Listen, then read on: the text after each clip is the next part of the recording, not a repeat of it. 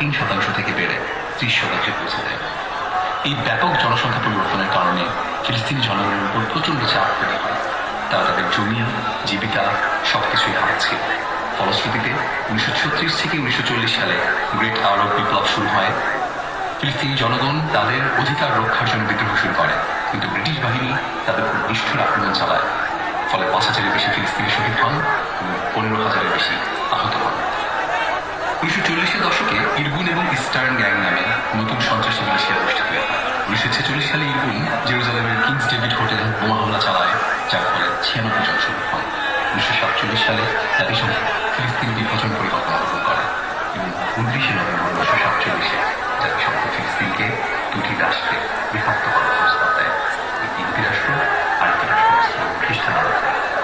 এই সিদ্ধান্তে আরব বিশ্ব নেতা এবং ফিলিস্তিনি জনগণের বিরোধিতা থাকলেও জাতিসংঘটা পরিপূর্ণভাবে উপেক্ষা করে।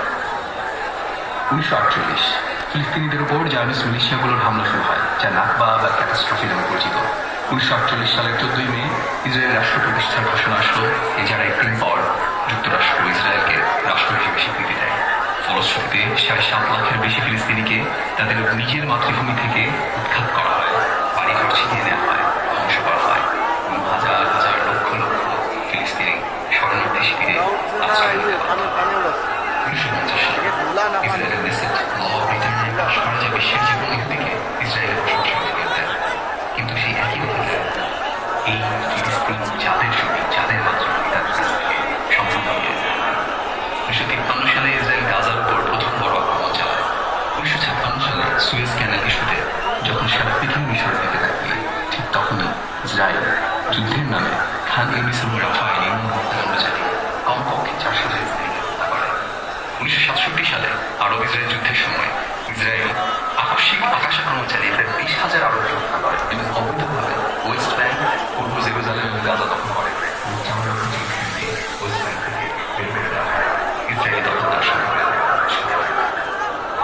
1982 সালে ইসরায়েল খ্রিস্টান জঙ্গি সংগঠন ফালাঙ্গিস্টদের সাথে জোট বেঁধে বৈরুতের ফিলিস্তিনি শরণার্থী শিবির অঞ্চলগুলোতে হামলা চালায়, যেখানে তারা প্রায় 3,000-এর বেশি ফিলিস্তিনিকে হত্যা করে। 1987 থেকে 1993 পর্যন্ত প্রথম ইন্তিফাদা শুরু হয়, যেখানে ফিলিস্তিনি জনগণ তাদের অধিকার রক্ষার জন্য বিদ্রোহ করে, যা পরে নাজির জামালের শরণার্থী শিবির ছড়িয়ে পড়ে। ফিলিস্তিনিদের প্রথম বিদ্রোহকে কেন্দ্র করে সহস্রাধিক ফিলিস্তিনি শহীদ হয়। এরপর 1993 সালে ইসরায়েল এবং পিএলও অস্ত্র চুক্তি স্বাক্ষর করে, কিন্তু আশা করি ঠিক 1 বছর পরেই একজন ইসরায়েলি দখলদার হেবরনের আল ইব্রাহিম মসজিদে হামলা করলে সালাতরত 29 জন ফিলিস্তিনি শহীদ হন। 2000 সালের 28 সেপ্টেম্বর অ্যারিয়েল শ্যারন 1000 ইসরায়েলি সৈন্য নিয়ে আল আকসা মসজিদে হামলা করে। এই হামলা ফিলিস্তিনকে নিয়ে ইসরায়েলের দৃষ্টিভঙ্গি পরিষ্কার করে দেয়, যা শুধুই ফিলিস্তিনের প্রতি ঘৃণা এবং দখলদারিত্বকে কেন্দ্র করে বিচরণ করছে। সঙ্গত কারণেই শান্তি চুক্তিগুলো নিয়ে ভূক্ষেপ ছিল না ইসরায়েলের। দ্বিতীয় ইন্তিফাদা শেষে প্রায় 5,000 ফিলিস্তিনি শহীদ হয়, যার মধ্যে ছিল 1200 শিশু এবং উড়িয়ে দেওয়া হয় 5,000-এর বেশি ফিলিস্তিনি বাড়ি।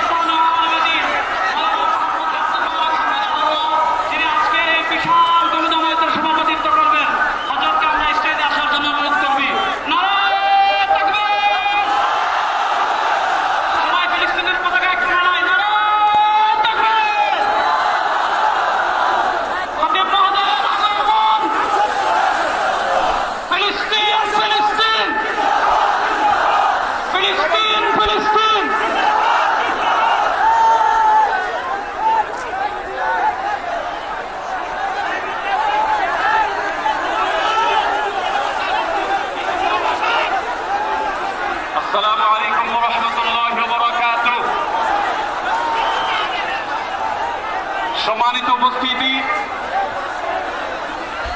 বাংলাদেশের সর্বস্তরে সকল দল মত, চিন্তা, দর্শন, সকল মত এবং পথে সকল মিছিলের মোহনা মিশে গেছে আজকের এই মহাগণজমায়েতে।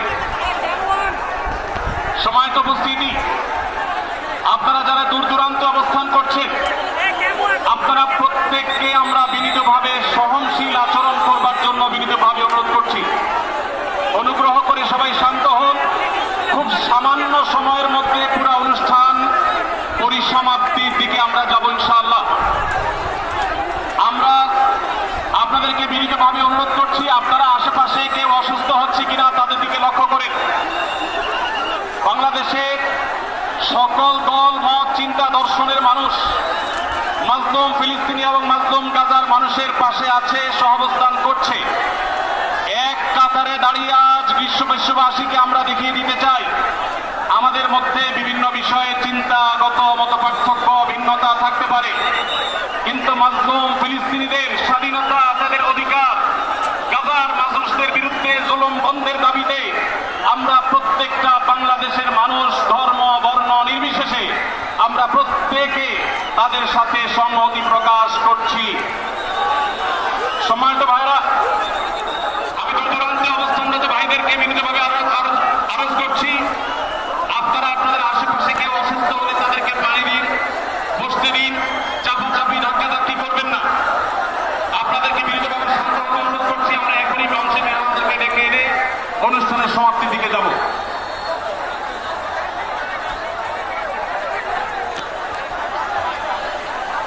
আসসালামু আলাইকুম ওয়া রাহমাতুল্লাহি ওয়া বারাকাতুহু।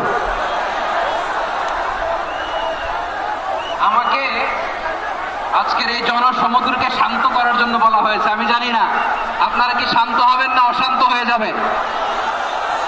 প্রিয় সুধী, মার্চ করতে যে লাথি, গুতা, খেলা, উষ্টা সব আমরা খেয়েছি, তারপরেও আজকের এই সোহরাওয়ার্দী উদ্যানের এই গণজামায়াতে, এই জনতার মহাসমুদ্রে উপস্থিত হয়ে আমরা বুঝতে পেরেছি আজকের এই মহাসমুদ্র, জনসমুদ্র ফিলিস্তিনের প্রতি, আল আকসার প্রতি বাংলাদেশের জনগণের ভালোবাসার বহিঃপ্রকাশ।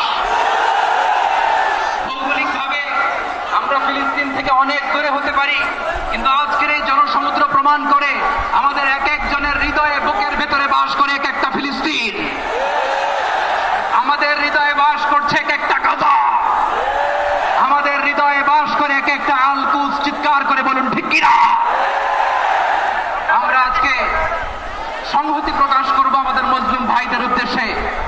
এক আওয়াজে আমাদের কণ্ঠকে উচ্চকিত করে অতিথি থেকে শুরু করে অডিয়েন্সের সবাই আল্লাহু আকবার ধ্বনি দিয়ে সোহরাওয়ার্দী উদ্যানের এই ময়দানকে আমরা কাঁপাতে রাজি আছি না নাই? নারে তাকবীর, নারে তাকবীর।